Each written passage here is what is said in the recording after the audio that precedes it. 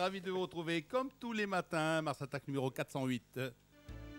Nous sommes le mercredi 22 juin 2011.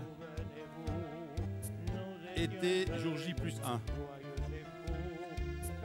Ils ont pris un visiteur. On prévient le visiteur. Oh, il est un peu excité Avec moi aujourd'hui. le professeur Aziz Daouda. Bonjour professeur.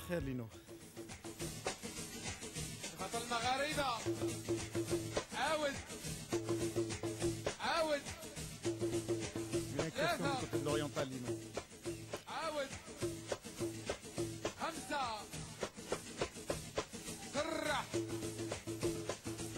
Ben Arbia, bonjour. Ould Arbia, pardon, bonjour. Bonjour Lino, bonjour tout le monde. Et puis avec nous ce matin, Simply Red.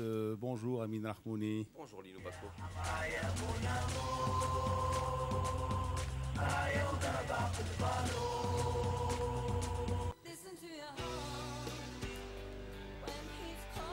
Julien.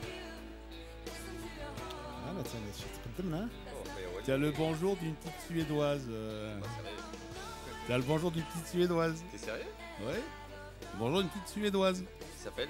Roxette. Ah bah oui. Roxette. Elle te salue. Pas mal. Hein? Je crois que c'est moi qui te l'ai envoyé la suédoise, tiens, pour rester dans la métaphore. Je sais pas, mais. C'est moi qui ai tes coordonnées à la suédoise. Ouais. Bonjour à ta femme d'ailleurs. Ouais, mais. Non, non, mais tu dois rire. Si je nous Non, mais entends. tu dois expliquer pourquoi t'as éclaté de rire. Ah là là, parce que c'est une longue histoire. C'est une longue Ah bah oui, il faut la raconter quand Ah non, même. non, c'est difficile à raconter. ça, Tu sais la raconter? Difficile. À 8h du matin, 8h du Ouais, matin, Un c'est peu un peu difficile. difficile. Ouais. Mais effectivement, de beaux souvenirs. Ouais. Les suédoises, forcément. C'était qui ton coiffeur? Une suédoise. Il est tout droit de Suède. Ta teinturière. C'était qui Il ta est tout droit de teinturière? Suède.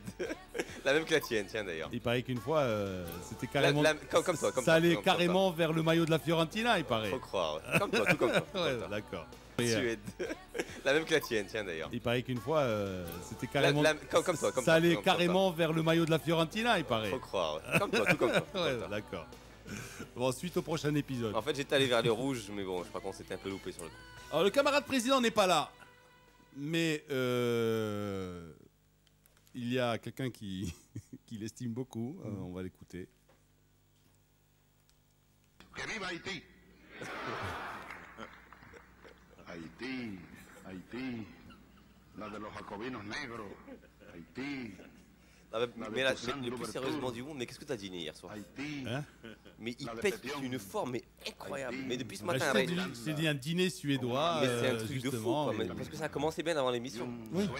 Bon, il arrive, il rue dans les brancards déjà parce qu'il y a Michel Berger, entré dans tous les noms d'oiseaux, alors que ça reste un des plus grands poètes de la variété française, et effectivement. Et puis là, tu vas sec, hein. Dolorosa Ça doit être les realidad. vacances. Fidel Castro, como siempre, sigue lanzando sus reflexiones, sus ideas, sus aportes al mundo que vivimos. Alors c'est. C'est en hommage à Blaise. Alors c'est qui? Bah, ça doit être le Tché, non? Enfin, Mais non, c'est c'est Chavez. Hugo Chavez. C'est Chavez. Alors Chavez, bon, vous savez qu'il y a un silence prolongé sur Chavez. Hein, ça alimente un peu les rumeurs. Que ce qu'on pense, que le mal reconnu par le gouvernement. Bon, alors, ce qui gêne un petit peu l'opposition, c'est qu'il donne des ordres à partir de Cuba. Hein, et surtout, il ne communiquait pas à lui, alors que généralement, il était présent tous les jours sur les radios, sur les télés. Voilà. Donc, il n'a pas réagi il paraît qu'il y a une grande crise électrique en ce moment, d'énergie électrique. Alors que, bon, Venezuela, on sait que Producteur d'énergie comme pas possible. comme pas possible. Il y a eu aussi des incidents dans une prison à El Rodea où il y a eu 25 morts. Bon, alors on dit que... voilà, donc il y a un professeur de sociologie, un certain Ignacio Avalos, qui dit que c'est quand même c'est surprenant, c'est opaque, c'est mystérieux, bon, c'est troublant. Et que les Vénézuéliens qui croient en le gouvernement voient ces jours-ci un chavisme sans Chavez. Et ils disent qu'un chavisme sans Chavez, c'est impensable. Hein, C'est un club de Barcelone qui tourne mal. voilà. Invulnérable. Alors, qu'est-ce que vous pensez de ça? Ah, tu sais, bon, moi, Chavez me plaît par la couleur de ses chemises, par ses envolées lyriques extraordinaires. Je ne comprends pas l'espagnol, mais quand je le vois partir comme ça... Alors justement, tout à l'heure, il était en visite à Haïti. Hein. Il était en visite à Haïti. Et vous savez qu'Haïti a été libéré par Bolivar, Simon Bolivar. Oui. Et donc, voilà, il parlait du drapeau, ce drapeau qui vous a libéré, à vous les Haïtiens. Tu vois. Et en quelle année ils ont été libérés? C'est pratiquement dans l'histoire, c'est la première colonie à s'être émancipée, à s'être libérée de la façon dont ils l'ont fait. Milieu des années 1700, je crois. Oui, et c'est quelque chose qu'ils sont en train de payer jusqu'à aujourd'hui, parce qu'on les a tout simplement plumés comme pas possible, parce qu'ils ont été par la suite obligés de payer leur indépendance, qu'ils ont payé au prix fort. Donc ils se sont endettés pour l'éternité. C'est ce qui fait la pauvreté de ce pays, la pauvreté incompréhensible de ce pays. Après que les colons aient pratiquement épuisé la terre haïtienne par la canne à sucre, en fait, tout ce qui... c'est un personnage quand même, ce Chavez. Ce Chavez. Ah bah oui. Bah, il va marquer l'histoire, finalement. Il va marquer l'histoire, il tient tête aux États-Unis, il met pas de gants quand il s'agit de s'attaquer notamment aux États-Unis de la façon la plus virulente qui soit. C'est quand même, il est assez unique dans ce répertoire, si tu veux, actuellement dans le monde. C'est un petit peu le leader des non-alignés ou un truc comme ça, si on peut appeler ça. Non, non-alignés ou alignés à autre chose, mais parce que non-alignés, c'est fini. Le mouvement des non-alignés, il a disparu. On sait quand est-ce qu'il a été créé, on ne sait pas quand est-ce qu'il a disparu, parce que finalement, il s'est effrité, ce mouvement. Des irrespectueux de Washington. Oui, il est méchamment irrespectueux, parce qu'il y a d'autres irrespectueux, mais lui, il est méchamment irrespectueux. Il est truculent aussi. Alors, il est super. Enfin, c'est parfois un vrai plaisir d'entendre ses déclarations. Si vous le permettez, on va aller à Washington. Alors, on va écouter ça. Are we winning in Afghanistan, and is the Taliban stronger or weaker than when you started on the job? I think the president said it best of all, that this is a very tough fight that we're engaged in.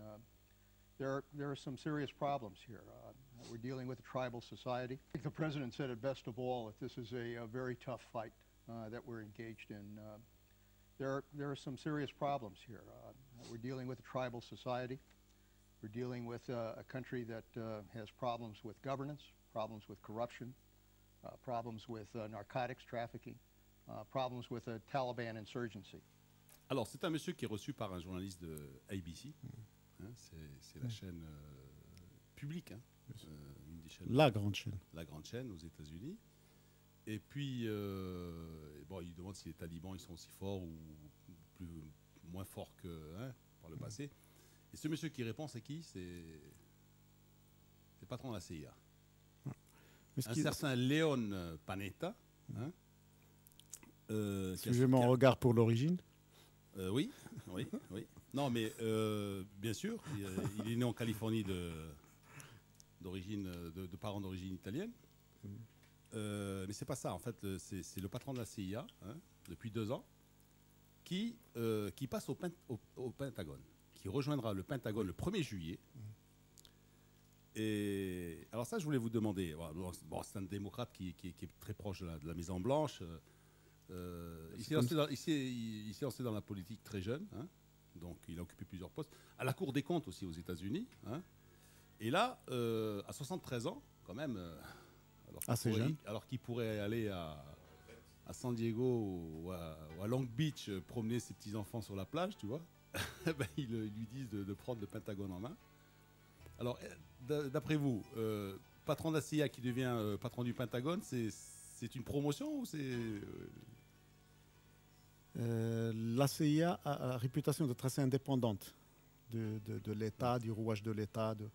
Elle rend compte, bien sûr, au président de la République, mais quand même, elle a la réputation d'être assez indépendante, assez émancipée dans le paysage politique américain. Le Pentagone est une administration qui dépend directement de la présidence des États-Unis. Voilà. C'est l'organe de guerre, finalement, des Américains.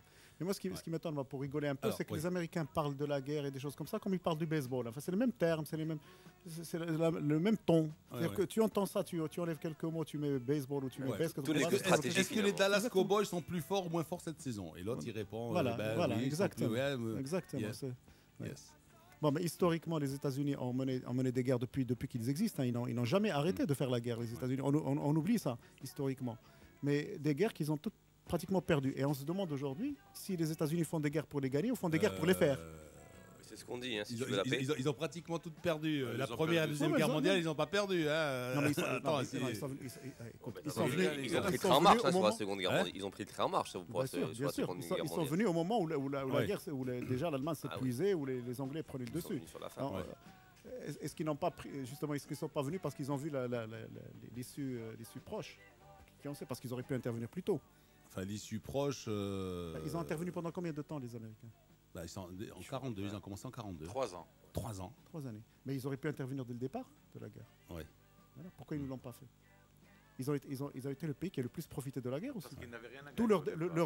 leur développement économique véritable, ils le doivent à cette guerre. Alors pour revenir à... Peut-être, je m'excuse, peut-être qu'ils ont gagné leur guerre, mais ils ont gagné les après-guerres. Ils ont profité largement. C'est pour ça que la question, est-ce qu'ils font des guerres pour les gagner ou ils font des guerres pour les faire? Parce que ce qui les intéresse, ce n'est pas la guerre elle-même. Mais à la limite, ils font des guerres pour les perdre, pour reconstruire. C'est possible. Bon, première mission de Panetta, donc ça sera quoi? Ça sera le désengagement des forces américaines en Irak. Hein. Et puis aussi en Afghanistan. Et déjà qu'ils annoncent que le gouvernement irakien va leur demander une certaine présence, la continuité de la présence de l'armée américaine sur le sol irakien. Panetta, il ne serait pas d'origine italienne? Certainement aussi. Oui, bien sûr. Ben, on l'a dit. Donc en fait, première mission, c'est de se désengager de l'Afghanistan. Seconde, de racheter un club de première division italienne. Où il y a vu que c'est la mode en ce moment. Non, ça veut dire que en fait les Italiens aux États-Unis, ils font pas que des pizzas et ils font pas que racheter des clubs de football. Ils sont pas uniquement dans la mafia, voilà. Ça veut dire qu'il y a des bons Italiens qui sont à la CIA, qui sont au Pentagone par la suite. Voilà. Bon. Alors, messieurs, on va anticiper les conseils pour les achats. Hein, et puis ensuite, on va parler de quoi? On va parler du cahier des charges des clubs.